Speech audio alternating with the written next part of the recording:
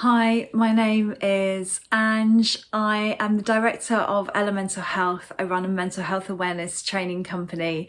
I'm also a psychotherapist and a school counsellor. I wanted to talk today about bereavement and the impact of bereavement, and to just talk a little bit about how this can affect different people in different ways. And this is really kind of tips and strategies if you have a friend or a loved one who has maybe experienced a bereavement and you're not quite sure what to do or what to say. And I just wanted to share some of my tips and knowledge as a bereavement counsellor. I work for a charity called To Wish Upon a Star. Some of you might have heard of them. They're based in Wales, and I work a lot with both young people and with adults who have experienced a loss, often a traumatic one. And I wanted to just share with you some of the things that I notice as a therapist that I wanted to pass on to you that can make a really, really big difference. So if you are supporting somebody who has experienced a bereavement, they might be experiencing a whole range of emotions. We might be expecting them to be really sad and crying all the time, but actually it's really, really common for somebody to not cry at all. And it might take months before they're able to shed a tear. And that can make people really worried. If you have experienced a loss and you can't cry, there can be a real concern. Oh gosh, there must be something wrong with me. So that's the first thing really I wanted to reassure you. If you're supporting somebody and they're telling you they can't cry, that's okay. That's completely normal. They might be feeling really numb. They might not actually have any feelings about what happened, and that's okay as well. Grief can take time.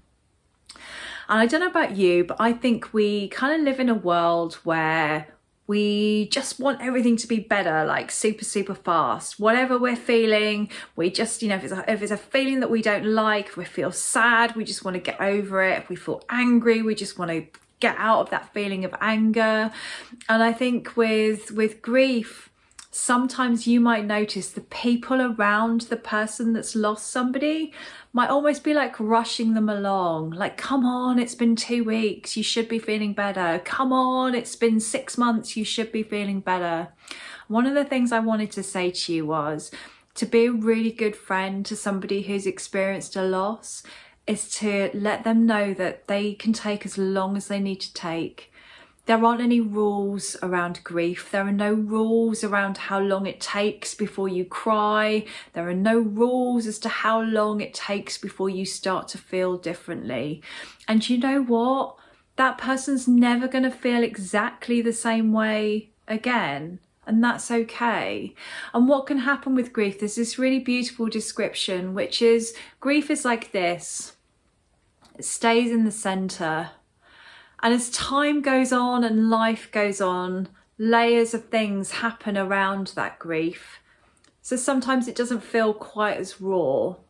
But there are often times when that grief can be activated again. That could be the smell of a perfume or an aftershave. That could be the sound of a piece of music. It could be a particular date, like an anniversary or a birthday. If you are supporting somebody or you care for somebody who's experienced a bereavement, really hold those things in mind. Sometimes it doesn't matter how many years have passed.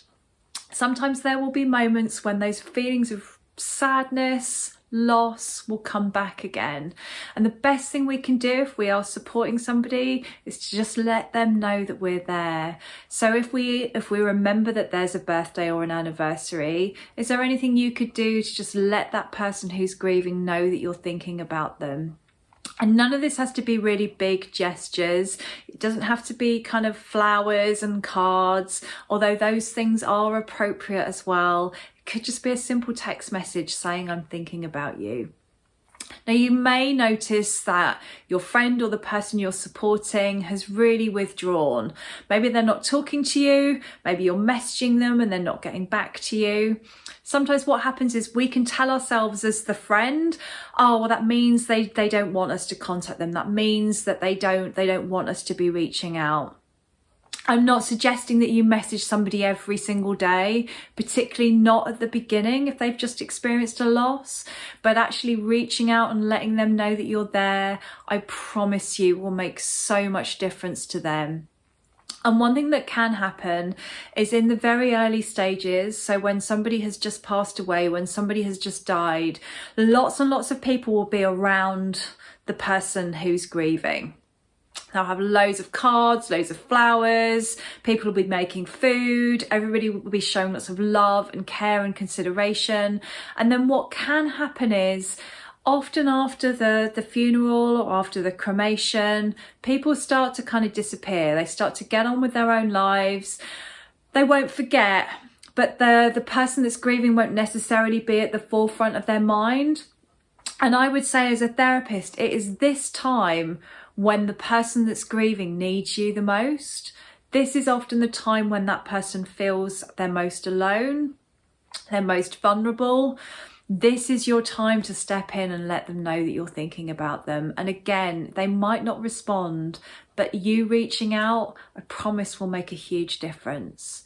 Now, you might notice some other things and they can feel a bit more challenging. So you might notice that your friend or your loved one is more angry.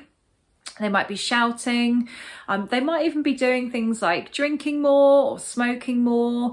They might be going into kind of using coping behaviours or coping strategies. And if you're worried about somebody, if you feel that actually they're really not coping very well, then please do speak to somebody about it. Don't kind of hold that in. Don't feel like you've got to take responsibility for that. You might even have, or you might notice that the person's almost in a kind of denial, like they might not quite believe that it's happened. Now, this can go on for a really long time as well, particularly if somebody's died in quite a tragic or traumatic way. It can be really hard for that to sink in for that individual.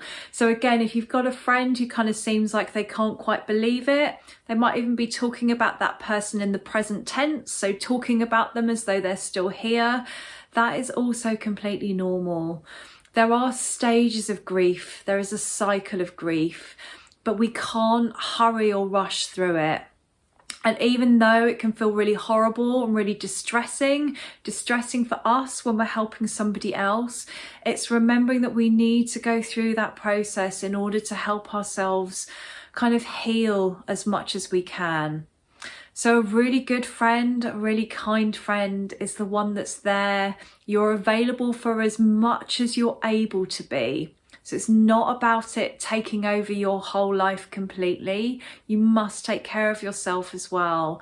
But actually reaching out when you're able to, letting them know that you're there, all of these things can make a really, really big difference.